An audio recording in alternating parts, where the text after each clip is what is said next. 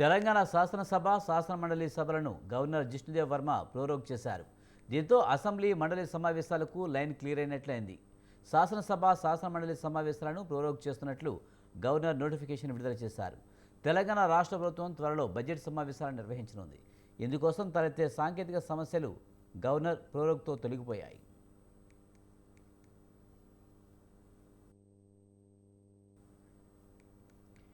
ఈసారి తెలంగాణ రాష్ట్ర వార్షిక బడ్జెట్ సమావేశాల్లో గవర్నర్ ప్రసంగం ఉంటుందని ప్రభుత్వం ప్రకటించింది.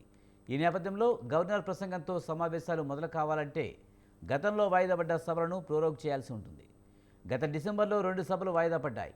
ఆ సమావేశాలను ప్రోరోగ్ చేయడంతో కొత్త సమావేశాలు నిర్వహించుకునేందుకు వీలు కలిగింది. మార్చి 2వ వారంలో తెలంగాణ బడ్జెట్ సమావేశాలు జరుగుతాయని తెలుస్తుంది.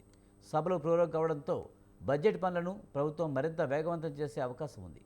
ఈ బడ్జెట్ సమావేశాల్లోనే బీసీ రిజర్వేషన్ల బిల్లుకు ఆమోదముద్ర పడనుంది.